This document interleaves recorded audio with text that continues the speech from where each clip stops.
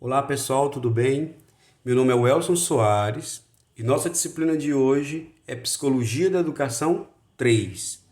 Como vocês estão vendo na tela, nós vamos falar basicamente de dois autores, o Vygotsky e o Henry Wallon.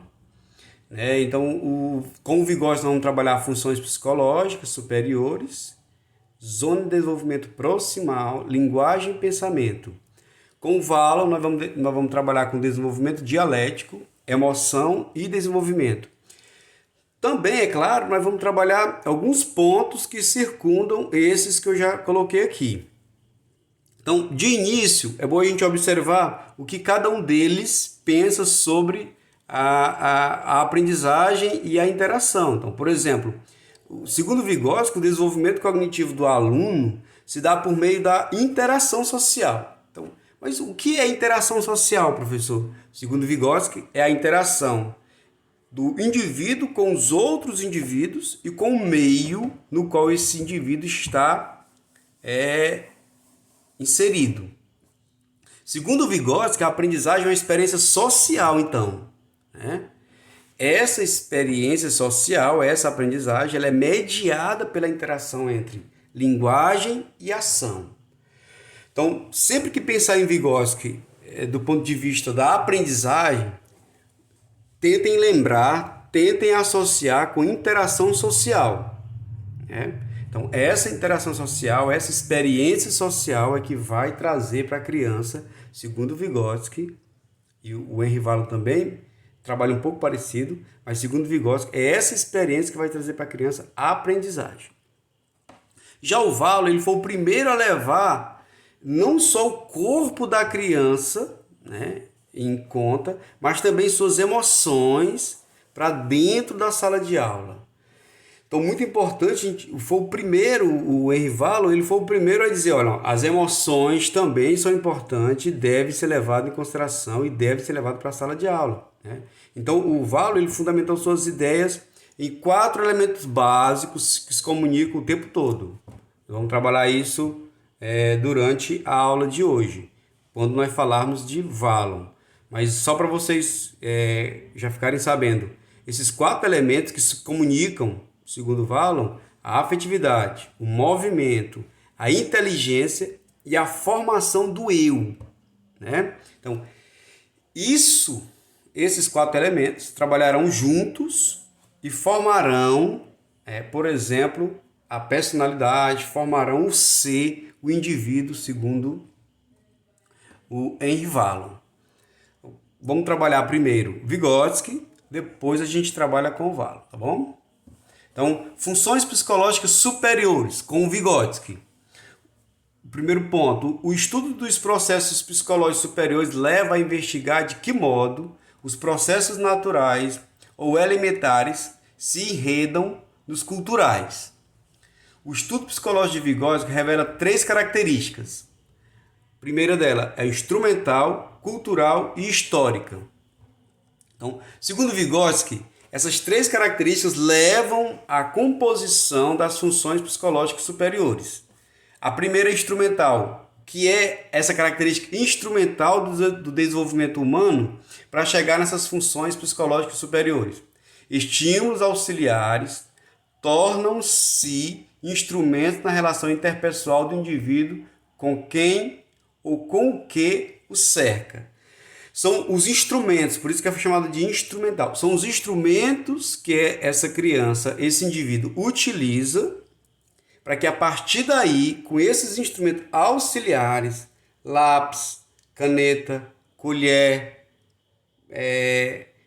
caderno, qualquer instrumento auxiliar que sirva para essa criança desenvolver a sua aprendizagem. As características culturais, o cultural, são gerados instrumentos tanto externos, que se tornarão internos em processo de apropriação e interiorização, quanto internos que permanecerão dessa forma para que os seres humanos deles se utilizem para a execução de tarefas sociais. Uma ordem, por exemplo, que os pais dão aos filhos ou algo que os pais ensinam aos filhos, vem de maneira externa, instrumentos tanto externos, como ele começa no início, e aquilo se interioriza.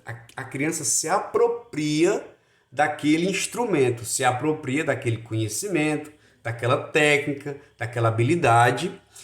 E a partir dessa interiorização, a criança passa a viver com aquilo como se ela tivesse nascido com aquilo. Então, por isso que a parte cultural é impregnado na criança habilidades, ou é impregnado na criança técnicas ou conceitos, valores, que essa criança passa a utilizá-los como se ela tivesse nascido com ele. Ela não se lembra de quando ela começou a aprender aquilo. Por exemplo, histórica, os instrumentos dos quais a sociedade faz uso foram construídos e aperfeiçoados nos transcursos da sua historicidade, sendo determinantes na ordenação do processamento cognitivo superior. Então, ao longo da história humana, ao longo da história, nós adquirimos, nós nos deparamos com instrumentos que vai fazer com que eu evolua de acordo com a minha geração. Um exemplo, e também o outro lado, vai fazer com que eu sofra. Por exemplo, nós temos uma doença chamada LE, lesão de esforço repetitivo. Ela é uma doença que antes da Revolução Industrial, por exemplo, não existia essa doença. Ninguém gastava, por exemplo, um movimento no seu corpo de maneira repetitiva até desenvolver uma doença, como LE. Com a Revolução Industrial, as pessoas têm desenvolvido essas doenças. Mas eu estou falando do lado negativo, mas o lado positivo existe também. Por exemplo, o acesso à internet nessa geração de hoje é um acesso abundante nos países de primeiro, segundo e terceiro mundo. É um acesso abundante que vai fazer com que as pessoas desenvolvam algumas habilidades e também percam outras habilidades adquiridas antes de internet, tá bom? Então, esses instrumentos, historicamente, no seu transcurso histórico, faz com que modifique o homem, ok? O controle da natureza e o controle do comportamento estão mutuamente ligados, assim como a alteração provocada pelo homem sobre a natureza altera a natureza do próprio homem. Então, Vygotsky defendia muito isso. Então, Vygotsky defendia que o homem muda também, e também ele modifica o objeto. Ele muda e também ele modifica o objeto no qual ele está trabalhando. Por exemplo, a natureza.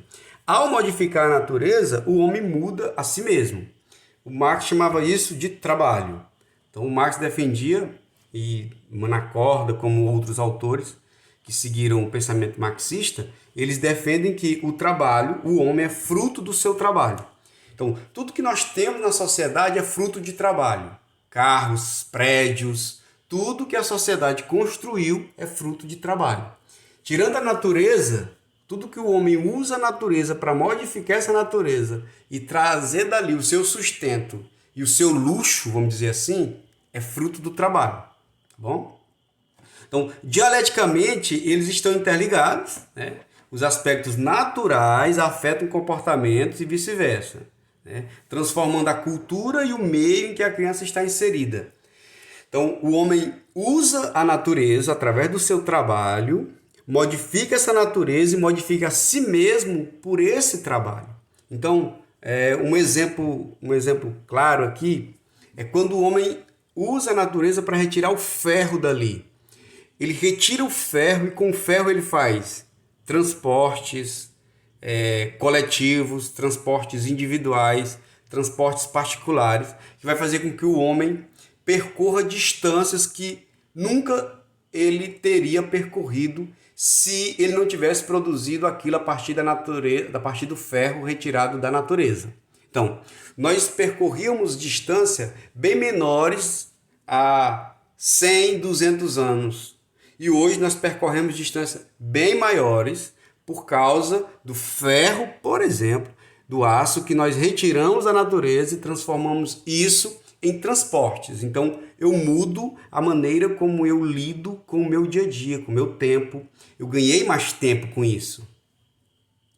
A concepção de que as funções superiores constroem-se socialmente possibilita a percepção de que a aprendizagem precede o desenvolvimento. A aprendizagem vem antes do desenvolvimento, segundo Vygotsky. Enquanto uma edificação partilhada com outros. Aqui está errado, é uma edificação partilhada com outros. Então, o que eu posso trabalhar com primeiro princípios básicos dessa concepção? No princípio, constitui uma atividade exterior, é reconstruída e passa a acontecer interiormente. Então, o que acontece? Vem do exterior, é partilhada com os outros e isso se interioriza. Uma relação entre pessoas passa a ser uma relação consigo mesmo. Então, a partir dessa relação de você com os outros, você aprende com os outros e você começa a se relacionar consigo mesmo. E essas relações internas do indivíduo resultam de vários acontecimentos efetivados no decorrer do desenvolvimento.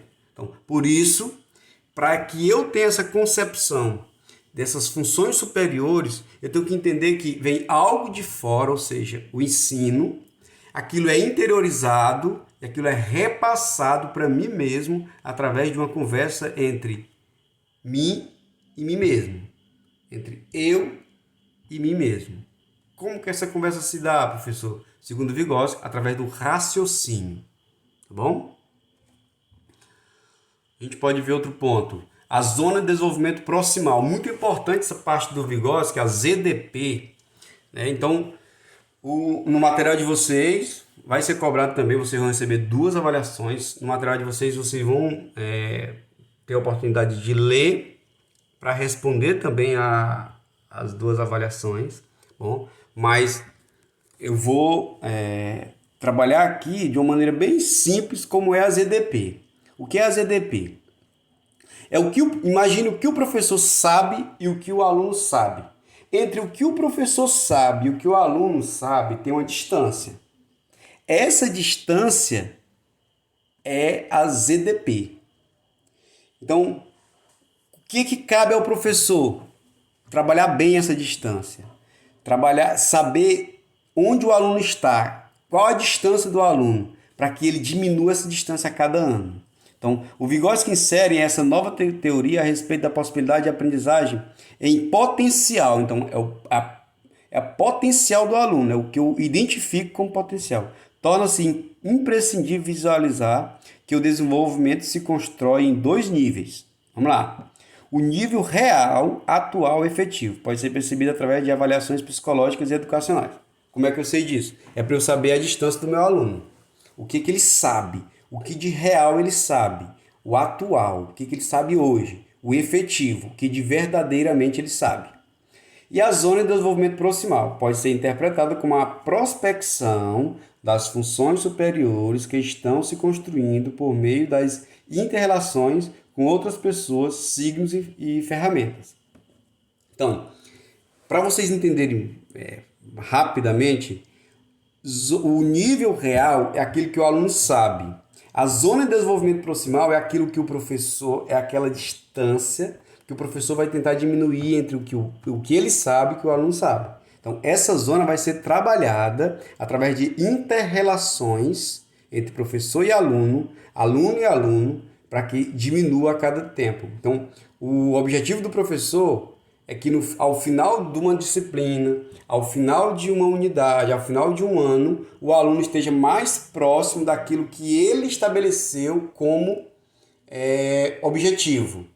Então, toda vez que você vai dar uma aula, por exemplo, você traça objetivos. Ali você está trabalhando uma zona.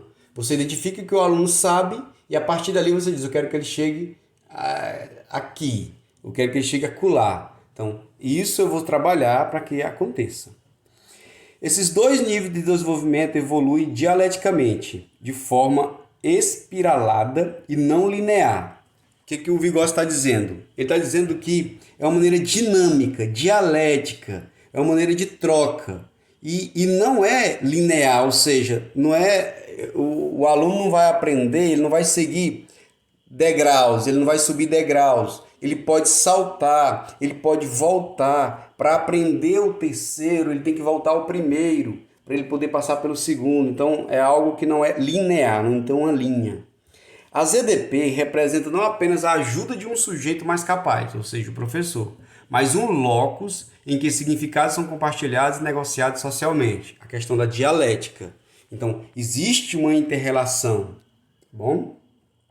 Então, por exemplo, se uma criança desempenha, num determinado momento, tarefas com auxílio, né?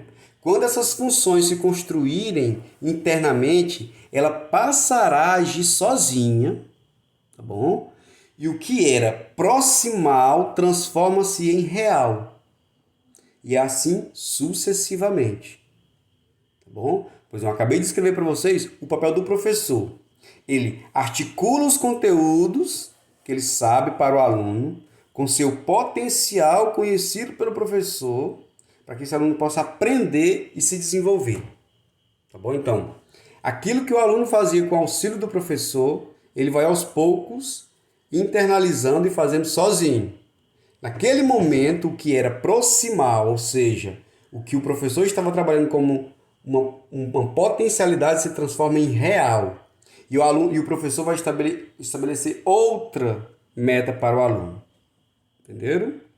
É exatamente isso, a zona de desenvolvimento proximal. Linguagens e funções psicológicas superiores. Eu coloquei assim, aqui tudo numa tela para que seja melhor para vocês tirarem print, alguma coisa do tipo.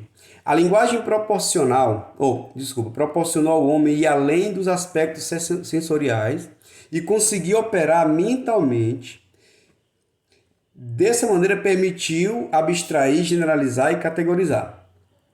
Podem ser citadas 3 espécies de linguagem: externa, egocêntrica e interna. Bom, eu posso trabalhar com essas 3 espécies de linguagem. A partir daí, eu posso identificar em que momento da aprendizagem e do desenvolvimento a criança está. Então, a linguagem externa, por exemplo, refere-se à fala para e com os demais como linguagem social. Então, em poucas palavras, é a tradução do pensamento em palavras. A materialização do pensamento. Então, quando eu materializo o meu pensamento, eu estou trabalhando a linguagem externa. Linguagem egocêntrica é a fase da fala que antecede a linguagem interna. Expressa-se de modo externo, mas possui função e estrutura interna. Então, por exemplo, é a fala da criança com ela mesma ou com outras coisas. Então, quando a criança está falando sozinha com ela mesma, ela está na fase egocêntrica. Não é o raciocínio ainda, tá bom? O raciocínio é mais para frente, mas quando ela fala com ela sozinha ali, ela está trabalhando a parte da fala egocêntrica. O Piaget dizia que não tinha função, por exemplo, na egocêntrica. Mas o Vygotsky, ele defendia que a linguagem egocêntrica ela serve para a criança internalizar e se preparar para a próxima fase, que é a interna. É a fala para si mesmo, a interna. Fala interiorizada em pensamento. Sua forma é diminuída e abreviada, com uma síntese própria. Então, o que é isso? Até certo ponto, essa fala ela é desconexa. O contexto é mais importante, por exemplo. Como assim, professor? É o raciocínio, praticamente. É quando a criança consegue falar consigo de maneira racional. Quando ela consegue internalizar o seu pensamento, interiorizar o seu pensamento, para a partir dali tomar uma decisão. A linguagem em etapas, aqui no material de vocês ficou um pouco na sequência, mas a linguagem em etapas, nós temos várias etapas da linguagem. Etapa primitiva, psicológica ingênua, signos externos, exteriores e crescimento interior. A primitiva, pré-intelectual, pré-verbal, desvinculado do desenvolvimento do pensamento, é o balbucio, por exemplo, é o choro, as primeiras palavras, é a linguagem primitiva. Psicológica ingênua, nessa fase, a fala revela correção no uso de formas e estruturas gramaticais. Mesmo sem ter o real significado de todos os vocábulos, por exemplo, a criança fala, é a psicológica ingênua. A criança vai interagir com o seu próprio corpo, com objetos e as pessoas que estão à sua volta. Então, é nesse momento em que a criança desenvolve essa etapa da linguagem. Signos exteriores. Nesse estágio, o pensamento atua basicamente com operações externas, das quais a criança se apropria para resolver problemas internos. No desenvolvimento da fala, é o período da fala egocêntrica, por exemplo. Essa etapa ela está dentro da fala egocêntrica. É uma forma transitória entre a primitiva e as superiores. Crescimento interior também é uma etapa, não é uma forma, não é uma espécie, é uma etapa de linguagem, caracterizado pela interiorização das operações externas. O que seria isso? No desenvolvimento da linguagem, esse estágio, essa etapa, caracteriza-se pela fala interior ou silenciosa, que é a última parte do desenvolvimento infantil, que já é o raciocínio. Okay? O papel da coletividade nos processos inclusivos. O Vygotsky, no material de vocês vão ver também.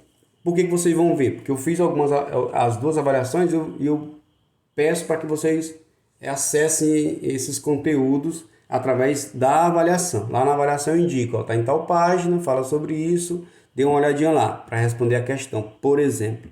Então, o Vygotsky trabalhou a maneira como se dá a inclusão através da coletividade, tá bom?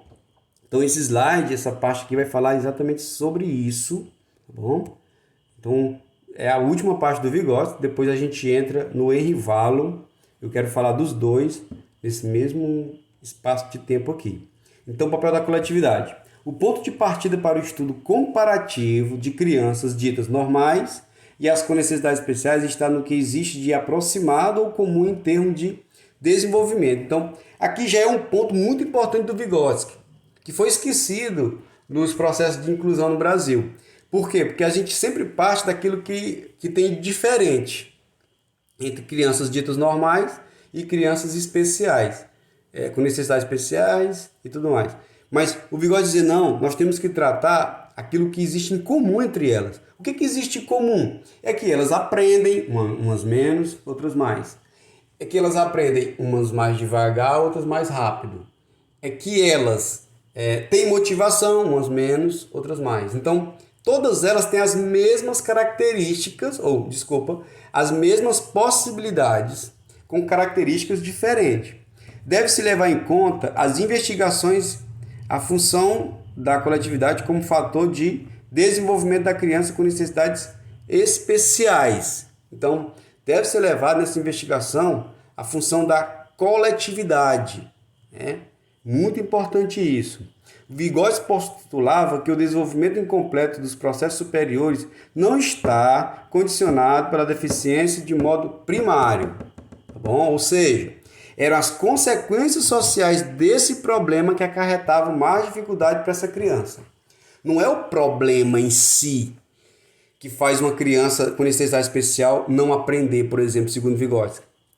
É o isolamento, né? É o isolamento dessa criança a partir daquele problema que faz com que ele aprenda devagar ou aprenda menos ou não aprenda. O desenvolvimento incompleto provém do que se chama de isolamento social da criança com necessidades especiais.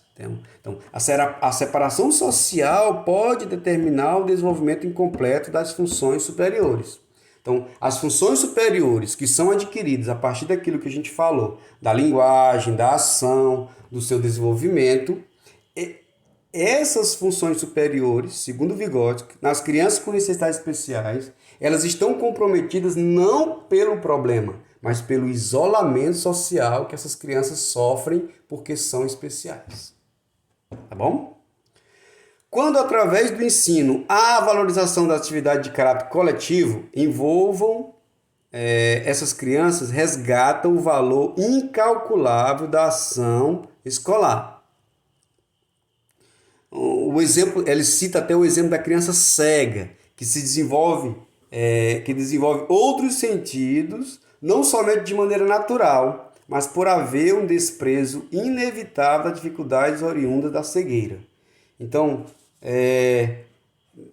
já que não se faz nada com relação à cegueira, já que aquele é o grande problema, a criança desenvolve outros pontos, como audição, olfato, tato, outros sentidos, para poder lidar com aquela sua dificuldade. Tá bom? Todo ser humano, desde que lhe sejam oferecidas estratégias de aprendizagem, poderá apropriar-se de conceitos científicos que estão relacionados com funções superiores, segundo Vygotsky. Então, para a gente concluir do Vygotsky dizia que as funções superiores da aprendizagem, elas são adquiridas através de etapas que são trabalhadas pelos professores, por exemplo, a zona de desenvolvimento proximal. É um meio como o professor encontra de desenvolver essa criança, desenvolver as funções superiores, através da observação das etapas e das espécies de linguagem que essas crianças estão desenvolvendo. A partir daí, eu identifico onde a criança está e eu começo a traçar objetivos para essa criança atingir ao longo da sua aprendizagem. E assim adquirir as funções superiores. Tudo bem? Vamos encerrar o Vygotsky, depois a gente conclui no final. Vamos encerrar o Vygotsky e vamos para o Henry Wallon e o desenvolvimento dialético. Wallon é reconhecido como psicólogo da infância. Tá bom? Por que ele é conhecido como psicólogo da infância? No início do século XX, os teóricos da psicologia compreendiam que as crianças eram uma redução do adulto. Então, Wallon, ele detalhou e explicou a passagem da criança para a fase adulta. Então, isso tudo se deu por conta de seu método utilizado, que é o materialismo dialético, que é o mesmo método do Karl Marx. Ele pegou o método do Karl Marx e aplicou no desenvolvimento das crianças. Bom? O materialismo dialético possibilita a compreensão das coisas em seu movimento de formação e transformação. Então, esse método também proporcionou ao Wallon a elaborar uma teoria do desenvolvimento da personalidade que entende o homem em uma constante mudança biológica e social. O Wallon dizia que o homem, ele, além de uma mudança social, ele também tinha uma mudança biológica e ele trabalhou isso através de uma das suas teorias.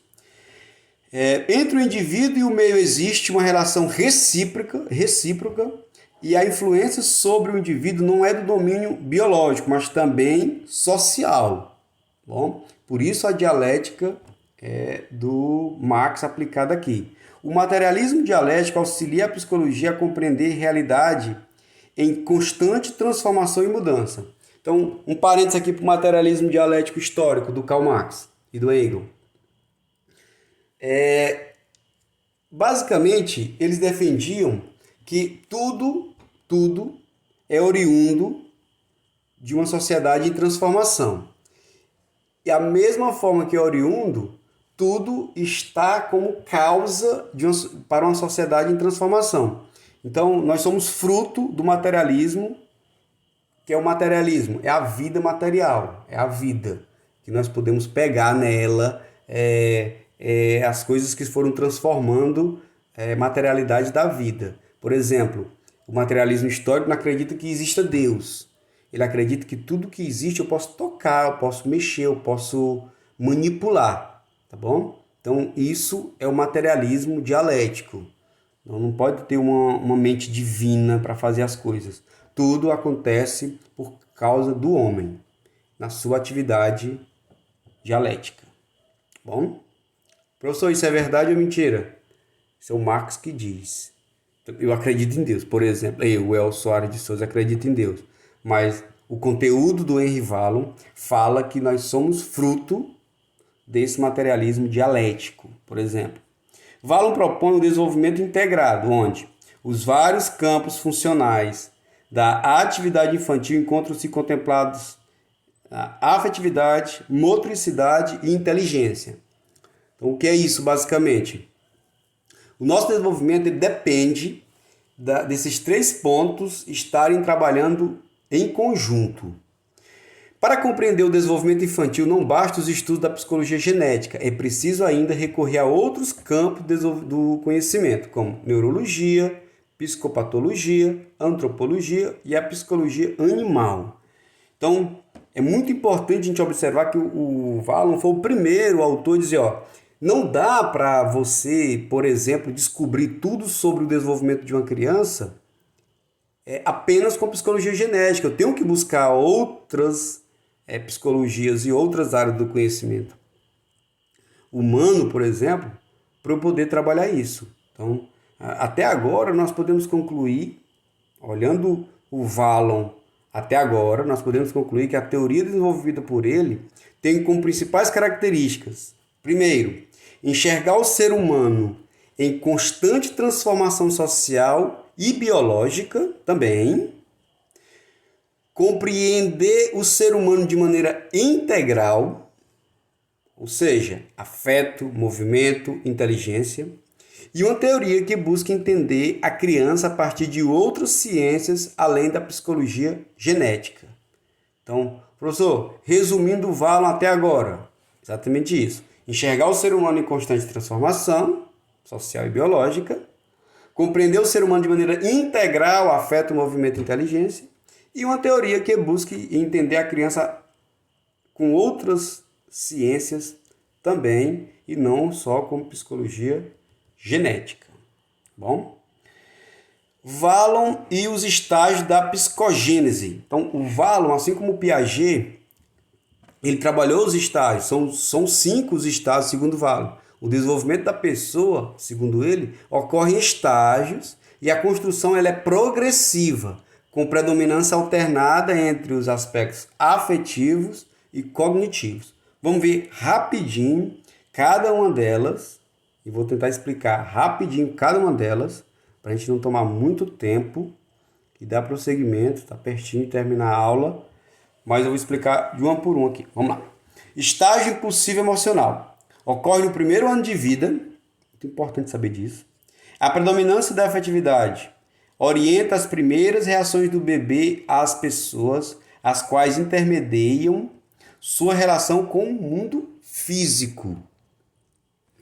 Esse estágio ele é predominantemente afetivo, como eu acabei de ler, explora o corpo, a criança aprende movimentos que lhe deem, por exemplo, mais contato com as pessoas, como balançar os braços, gritar, sorrir. A criança, ela se liga ao cuidador. A criança, ela cria uma dependência do cuidador nesse estágio. Aí o perigo de você entregar outra pessoa para cuidar da sua criança, o perigo de uma criança ir muito cedo para a escola, né? Eu sei que as mães, tem delas que são obrigadas a fazerem isso, mas existe um risco, porque nessa fase, segundo Wallon, e já é comprovado por várias outras, a criança sente uma necessidade e se liga muito ao cuidador. Bom? Sensório motor e projetivo. Vai até os 3 anos, ocorre o desenvolvimento da função simbólica e da linguagem. O termo projetivo refere-se ao fato de a ação do pensamento precisar dos gestos para se exteriorizar. O ato mental projeta-se em atos motores. Então, nessa fase, nesse estágio, a criança tem um olhar voltado mais para fora e essa criança ela deseja aprender sobre o mundo que cerca, o mundo que lhe cerca. Ela quer descobrir, por exemplo, os objetos, como utilizar esses objetos. Ela gosta de brincar, de faz de conta, oferecer materiais variados para essa criança é muito importante, tá bom? Por quê? Porque nessa fase, a criança está na fase de descobrir, de querer entender o mundo lá fora. E então, quanto mais materiais você mostrar para essa criança, expor para essa criança, fazer com que ela entre em contato, mais esse estágio que é de suma importância vai ser desenvolvido e na sua vida adulta ela vai colher frutos inestimáveis, por exemplo, a criatividade. Personalismo ocorre dos 3 aos 6 anos. Nesse estágio, desenvolve-se a construção da consciência de si, mediante as interações sociais, reorientando o interesse das crianças pelas pessoas. Então, por isso que ele é personalismo. Existe uma crise de oposição, né? A criança gosta de dizer não nessa fase. Crise de ciúmes, fazem parte dessa fase também. Chamar a criança pelo nome é muito importante nessa fase, dá várias possibilidades de escolha. Então, trabalhar a criança para que ela aprenda a escolher. Não é que essa criança sabe escolher nada, mas que ela aprenda a escolher a partir da variedade de coisas que você apresenta para ela. Categorial: os processos intelectuais dirigem o interesse da criança para as coisas, para o conhecimento e a conquista do mundo exterior. Bom, então a afetividade nessa fase ela torna cada vez mais racionalizada e a criança consegue teorizar sobre os seus sentimentos. Então, por exemplo, já está chegando na fase da puberdade, por exemplo, e essa criança começa a teorizar, ela começa a trabalhar de maneira racional os seus sentimentos. Eu gosto de fulano por isso, eu gosto de Beltrano por aquilo, eu gosto de Cicrano por aquilo outro. Então ela começa a teorizar, encontrar motivos. A predominância funcional ocorre nova definição dos contornos da personalidade, desestruturados devido às modificações corporais resultantes da ação hormonal da puberdade entrando na adolescência. Questões pessoais, morais e existenciais são trazidas à tona.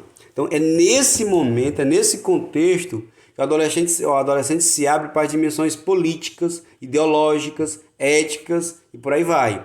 Então, nesse momento aqui de predominância funcional, nós estamos passando da fase da puberdade para a adolescência, e onde as crianças, geralmente, os adolescentes se identificam com um partido político, ou mesmo que não seja uma sigla partidária, mas que seja um movimento político. É nessa fase que isso acontece. Sua parte ideológica é bem trabalhada aí, ou bem mal explorada, como a gente tem visto ao longo do tempo. A passagem de um estágio para a outro não ocorre simplesmente a ampliação, mas reformulação. Assim pode ocorrer uma crise. E segundo Vallon, graças a Deus que acontece essa crise. O desenvolvimento não é linear, segundo ele, mas ele é pontuado por conflitos. Então, quanto mais conflitos essa criança ou esse adolescente tiver, segundo Vallon, melhor para ela, porque é a partir desses conflitos que ela vai aprender. Os conflitos são propulsor de desenvolvimento, acabei de falar. Para Vallon, os momentos de crise da criança são os que merecem maior atenção, porque são crise e a partir dali ela aprende cada vez mais. Então, o que eu posso tirar desse slide, que é rico, mas o que eu posso tirar? Então, podemos perceber que cada etapa do desenvolvimento da criança ocorre um tipo particular de interação entre elas e o ambiente. E que esse meio, segundo o Vallon, não é estático, ele não é parado. Ele se transforma juntamente com a criança. Então, a cada etapa, a cada estágio de desenvolvimento, segundo o Henry Vallon, existe uma movimentação nesse estágio e um acesso da criança com o meio. E esse meio vai ajudar essa criança a transformar o próprio meio e a si mesmo. E a partir daí, essa criança se transforma, aprende, se desenvolve. A importância da emoção no desenvolvimento. Então, o Vallon, algumas pessoas consideram o pai das emoções no desenvolvimento infantil, porque, como eu falei no início, ele trouxe para esse debate. As emoções são reações organizadas e que desempenham função sob o comando do sistema nervoso central. Bom, O bebê tenta de todas as formas desencadear nos outros reações de ajuda que satisfaçam suas necessidades.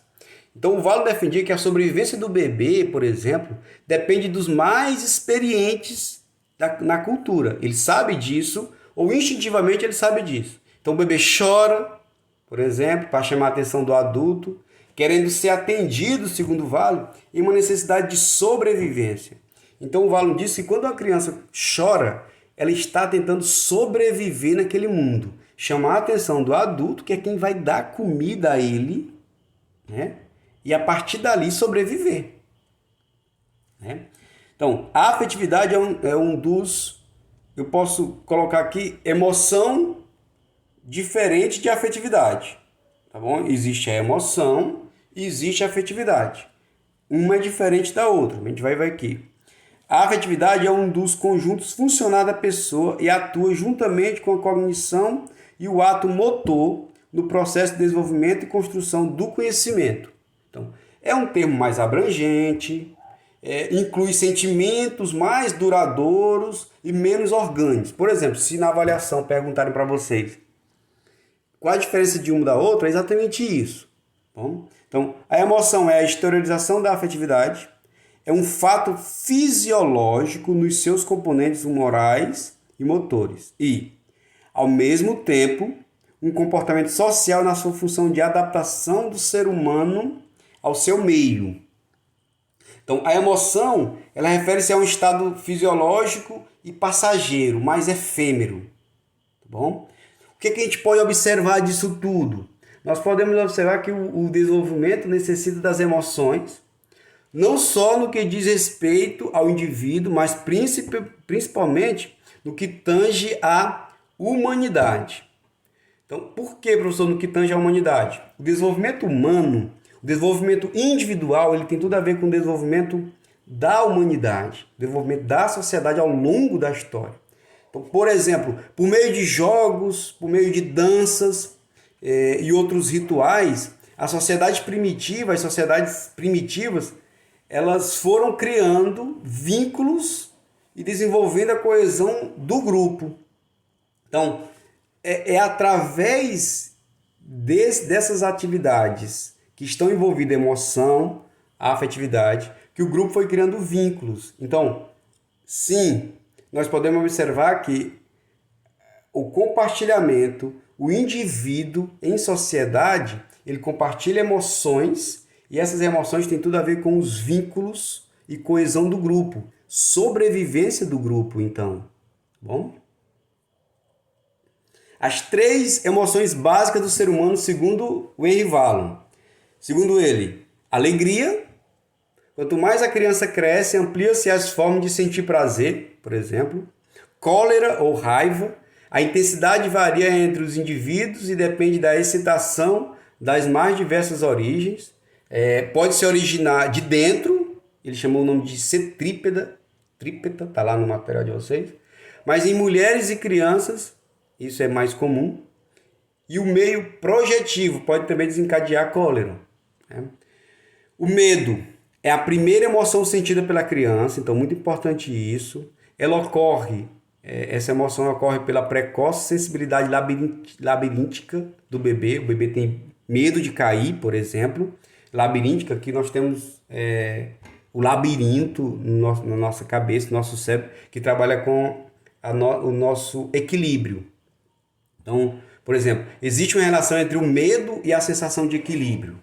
Bom? Quanto mais desequilibrado está o local onde você está, mais medo você tem. Então, ele ressurge toda vez que existe alguma ameaça. A previsão de determinada situação de risco pode amenizar o medo. Exemplo, se eu vou fazer uma prova com meus alunos e eu pego todo mundo de surpresa, eu posso gerar um desequilíbrio ali e o medo aumentar. Mas se eu for preparando meus alunos para aquela atividade, com o tempo, eu posso trabalhar mais difícil ainda, que o medo será menor. A inteligência e a emoção convivem em contínua relação.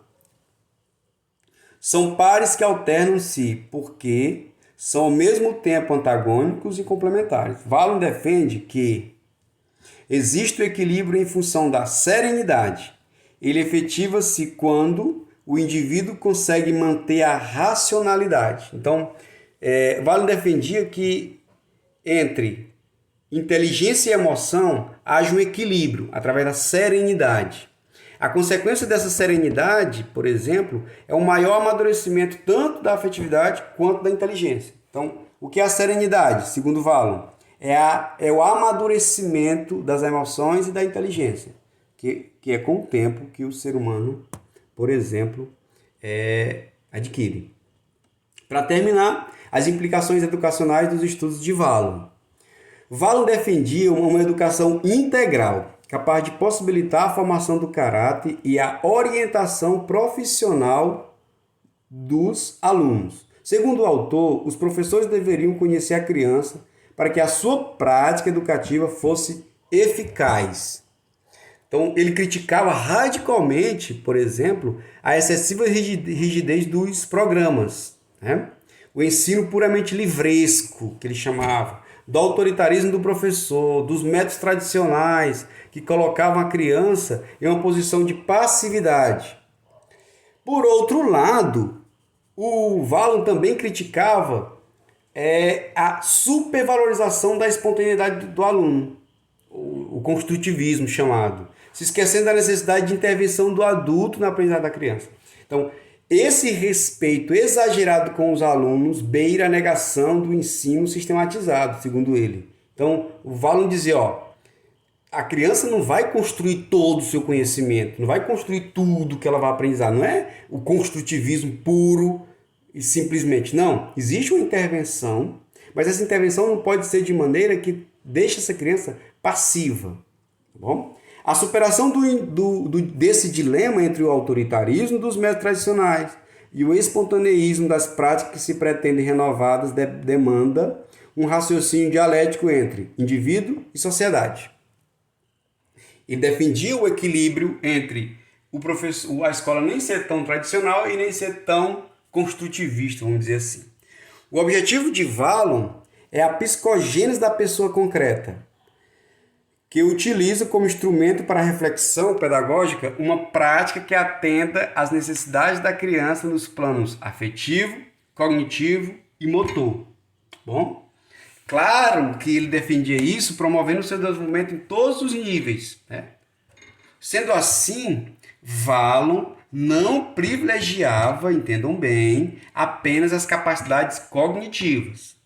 Sempre quando pensarmos nesse autor, nós devemos lembrar da afetividade como parte importante do desenvolvimento humano. Porém, não é só isso. Wallin via a criança de maneira integral, inteligência, afetividade e motricidade. Ou seja, enxergando o ser humano assim, o autor elaborou toda a sua teoria e soube, como poucos, descrever em seus estágios a aprendizagem e o desenvolvimento da criança. Bom, então, muito importante a gente trabalhar Vygotsky e Wallin ao mesmo tempo, porque os dois defendem o meio como de suma importância para o desenvolvimento da criança. Mas nenhum dos dois defende a criança como um ser, sozinha nesse meio, interagindo e retirando dele o seu conhecimento. Não, tem que ter uma intervenção de um adulto, um professor, alguém mais experiente, para que a partir daí a criança se desenvolva. Não pode ser de uma maneira muito autoritária, mas também não pode ser de uma maneira muito libertinária, uma maneira muito aberta para que essa criança não possa aprender a partir do conhecimento do professor. Tá bom? Muito obrigado e até a próxima, se Deus quiser.